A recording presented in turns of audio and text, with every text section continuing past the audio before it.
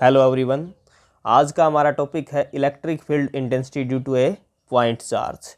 कोई एक point charge हमें दे दिया गया, पॉइंट चार्ज को हमने किसी नोट कर दिया प्लस क्यू से। ये पॉइंट चार्ज फिक्स्ड है, एक ही जगह है, तो ये इसके चारों तरफ अपने चारों तरफ एक फील्ड प्रोवाइड करेगा और उस फील्ड प्रोड्यूस करने की वजह से जैसे ही कोई दूसरा टेस्ट चार्ज इसके फील्ड में लेके आएंगे तो उसके ऊपर एक फोर्स लगेगा। ये टेस्ट चार्ज इसके फोर्स को, इसके इन्फ्लुएंस को फेल्ट करेगा, या तो ये टेस्ट चार्ज इसकी तरफ अट्रैक्ट होगा ये या फिर ये रिपेल होगा। हमने पढ़ा कि test charge always taken be as positive, हमेशा पॉजिटिव लिया जाता है। अगर हमने पॉइंट चार्ज भी पॉजिटिव लिया है तो ये रिपेल करेगा और इसके ऊपर जो फोर्स लगेगा वो आउटवर्ड डायरेक्शन में लगेगा, और जिस डायरेक्शन में फोर्स लगेगा उसी डायरेक्शन में इलेक्ट्रिक फील्ड प्रोड्यूस होगा। इलेक्ट्रिक फील्ड इंटेंसिटी की डायरेक्शन भी क्या होगी, जिस दो डायरेक्शन फोर्स की डायरेक्शन है वही इलेक्ट्रिक फील्ड इंटेंसिटी की डायरेक्शन होगी। तो ये कोई टेस्ट चार्ज रखा हुआ है, आर डिस्टेंस पर रखा हुआ है, किससे, पॉइंट चार्ज से। तो इस टेस्ट चार्ज के ऊपर जो फोर्स लगेगा उसकी वजह से इसके चारों तरफ जो इसका जो फील्ड है उसकी इंटेंसिटी हमें फाइंड आउट करनी है कि कितना फोर्स इसके ऊपर लगेगा। तो हमने सबसे पहले कूलॉम्स लॉ पढ़ा, उसमें कूलॉम्स फोर्स हमने फाइंड आउट किया। कूलॉम्स फोर्स कैसे फाइंड आउट करते हैं, 1/4πε0 charge Q1 Q2 upon R square लेते हैं। यहाँ पर Q1 चार्ज प्लस Q है और दूसरा चार्ज क्या है, Q0 है अपॉन में आर स्क्वायर, और ये वेक्टर फॉर्म में इंडिकेट करने के लिए आर यूनिट वेक्टर से हमने इसको मल्टीप्लाई कर दिया और इसको इक्वेशन 1 से लिख दिया। ये कूलॉम्स फोर्स इक्वेशन 1। अब हमें पता है इलेक्ट्रिक फील्ड इंटेंसिटी एक पॉइंट चार्ज एक P, इस पॉइंट पर क्या होगी, फोर्स पर यूनिट चार्ज। आपकी ने इसकी डेफिनेशन पढ़ी कि इलेक्ट्रिक फील्ड इंटेंसिटी क्या होती है, फोर्स पर यूनिट चार्ज होती है, और इसको हमने लिख दिया इक्वेशन 2 के द्वारा, इक्वेशन 2। अब इक्वेशन 1 को हम इस 2 में पुट कर देंगे, पुट इक्वेशन 1 इन इक्वेशन 2। यहाँ पर फोर्स की वैल्यू, ये वाली वैल्यू फोर्स की हम यहाँ पर पुट कर देंगे। तो देखिए आगे क्या फाइंड आउट होता है, E = 1/4πε0, और जैसे ही ये वैल्यू हमने यहाँ पर पुट कर दी सारी की सारी, Q0 upon R square into में यूनिट वेक्टर आर, और अपॉन में क्या आ जाएगा, अपॉन में Q0 आ जाएगा। Q0 से Q0 कैंसिल हो जाएगा और ये क्या बच गया आपके पास, E = 1/4πε0 Q अपॉन में आर स्क्वायर इंटू में यूनिट वेक्टर। तो ये आपके पास आ गया electric field intensity due to a point charge. Due to a point charge की वजह से इलेक्ट्रिक फील्ड इंटेंसिटी किसी एक पॉइंट पर हमने फाइंड आउट कर ली है। अब electric field intensity group of charges के लिए, अभी तो सिर्फ एक ही चार्ज दिया हुआ था, ऊपर हमने डायग्राम में देखा कि सिर्फ एक ही पॉइंट चार्ज है, लेकिन अगर काफ़ी सारे पॉइंट चार्ज ले लें हम इसके चारों तरफ, टेस्ट चार्ज के चारों तरफ, तब ग्रुप ऑफ चार्जेस हम उसको बोलेंगे, और इसी टॉपिक का नाम क्या हो जाएगा, superposition principle.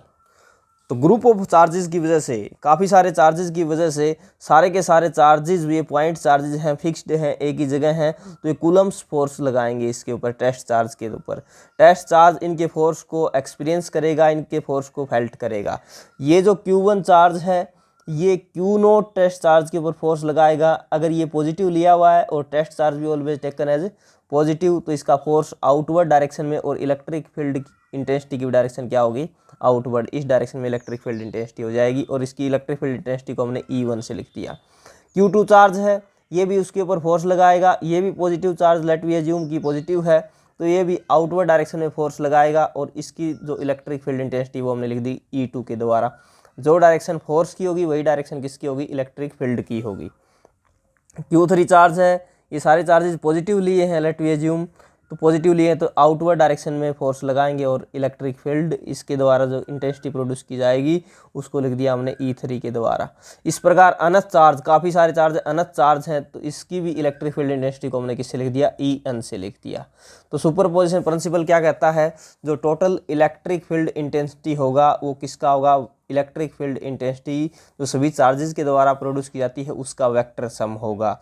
E1 + E2 + E3 up to En तक सभी को ऐड कर देंगे तो ये इलेक्ट्रिक फील्ड इंटेंसिटी आ जाएगी।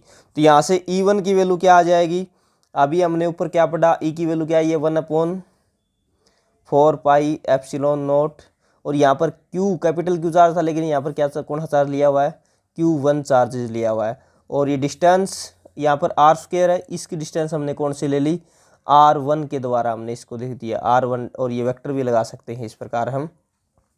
तो यहाँ पर R1 का स्क्वायर और साथ में यूनिट वेक्टर R1 इंटू में यूनिट वेक्टर R1 ले लेंगे। इसी प्रकार सिमिलरली E2 की वैल्यू आपके पास क्या आ जाएगी, 1/4 पाई एप्सिलॉन नॉट।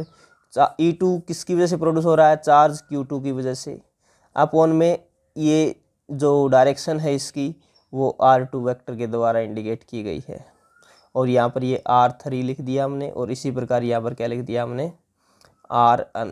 ठीक है, इसकी डायरेक्शन को इंडिकेट, तो R2 का स्क्वायर इंटू में यूनिट वेक्टर R2 जो इसकी डायरेक्शन को रिप्रेजेंट करेगा।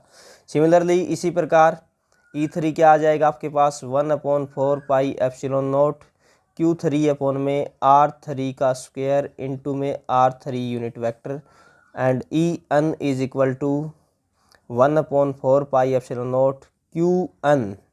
En जो इलेक्ट्रिक फील्ड इंटेंसिटी है वो Qn चार्ज की वजह से प्रोड्यूस हो रही है, तो यहाँ पर Qn चार्ज आ जाएगा, अपॉन में Rn का स्क्वायर इंटू में यूनिट वेक्टर ऑफ Rn, ये आ जाएंगी E1 E2 E3 up to En तक ये वैल्यू आ जाएंगी। इन सभी को हम कहाँ पुट कर देंगे, इक्वेशन 1 हमने ये मान ली, इक्वेशन 1 के अंदर इसके अंदर पुट कर देंगे। ठीक है, put all values of E1 E2 up to En in equation 1। In equation 1 में हम इसको पुट कर देंगे तो क्या फाइंड आउट होगा हमें, E इज इक्वल टू, देखो सभी में 1/4 पाई एप्सिलॉन नॉट है, 1/4 पाई एप्सिलॉन, तो ये 1/4 पाई एप्सिलॉन नॉट क्या आ जाएगा, कॉमन आ जाएगा, ये पहले ही कॉमन निकाल लेते हैं हम। 1/4 पाई एप्सिलॉन नॉट कॉमन आ गया तो अंदर क्या बच जाएगा, Q1 अपॉन में R1 का स्क्वायर इंटू में R1 यूनिट वेक्टर, प्लस में Q2 R2 का square into R2 unit vector, plus Q3 upon में R3 का स्क्वायर इंटू में R3 unit vector, plus so on up to अनंत तक, तो Qn अपॉन में Rn का स्क्वायर इंटू में Rn यूनिट वेक्टर, ये आपके पास क्या आ जाएगा, इलेक्ट्रिक फील्ड इंटेंसिटी आ जाएगी due to group of charges. आप इसको समेशन की फॉर्म में भी लिख सकते हैं, अगर लिखना चाहें तो समेशन की फॉर्म में कैसे लिखेंगे, तो E is equal to 1/4 pi epsilon naught तो बाहर कॉमन है, summation I is equal to 1 to अंत तक वैल्यू जा रही है, किस किस की वैल्यू, यहाँ पर Q1 Q2 Q3 और Qn तक जा रहा है, तो यहाँ पर Q की जगह क्या लिख देंगे, 1 की 2 की जगह I लिख देंगे कि I की वैल्यू 1 से n तक वेरी कर रही है, अपॉन में R1 2 3 so on, R n तक जा रहा है तो R की जगह भी क्या लिख देंगे, I लिख देंगे, और इनटू में यूनिट वेक्टर की जगह क्या लिख देंगे हम, RI लिख देंगे, और ये यूनिट वेक्टर लिख देंगे। ये यहाँ पर RI नीचे जो लिखा है इसका क्या हो जाएगा, स्क्वायर लिखना है हमें। ठीक है, इसका स्क्वायर हो जाएगा, तो ये क्या आ गया आपके पास, electric field intensity due to group of charges, और इसी टॉपिक को electric field intensity of superposition principle भी आप कह सकते हैं। ठीक है, तो इस प्रकार आपको अच्छी प्रकार से कर लेना है। और यहाँ पर एक बात याद रखने की, ये जो चार्जेस हैं ये कार्टेशियन फॉर्म में भी ले सकते हैं, इस प्रकार हम इसको कोऑर्डिनेट की फॉर्म में, और यहाँ से फिर हम पोजीशन वेक्टर ले सकते हैं। ये पोजीशन वेक्टर जैसे R1 हो जाएगा, इसका R2 हो जाएगा, इसका R3 हो जाएगा, इसका Rn हो जाएगा, और फिर यूनिट वेक्टर की जगह हम वेक्टर अपॉन में उसका मैग्नीट्यूड कर देंगे, तो यहाँ पर क्यूब भी लिख सकते हैं, या फिर यूनिट वेक्टर R1 है, जैसे R1 की ये वैल्यू फाइंड आउट करते हैं तो ये पोजीशन वेक्टर क्या हो जाएगा, R2 माइनस R1 लिख देंगे फिर उसकी जगह, तो कार्टेशियन फॉर्म में भी लिख सकते हैं, लेकिन यहाँ तक भी कर दोगे आप तो भी आपका सही रहेगा, एक्यूरेट रहेगा। ये इजी लैंग्वेज में इजी वे के द्वारा आपको करवाया गया है, electric field intensity due to a point charge और due to group of charges. इसी प्रकार 2 चार्जेस के लिए या 3 चार्जेस के लिए पूछ सकते हैं कि electric field intensity due to 2 point charge, 2 point charge ले लेंगे तो सिर्फ 2 पॉइंट चार्ज तक आपको E1 और E2 को ऐड कर देना है, 3 पॉइंट चार्ज के लिए 3 को ऐड कर देना है, इसी प्रकार अनंत के लिए अनंत तक आपको ऐड कर देना है। बिल्कुल इजी टॉपिक है, कॉपी के अंदर आपको नोट्स बना लेने हैं ये देखकर, और अच्छी प्रकार से बुक से रीड कर लेना है। Thank you class, thank you dear students.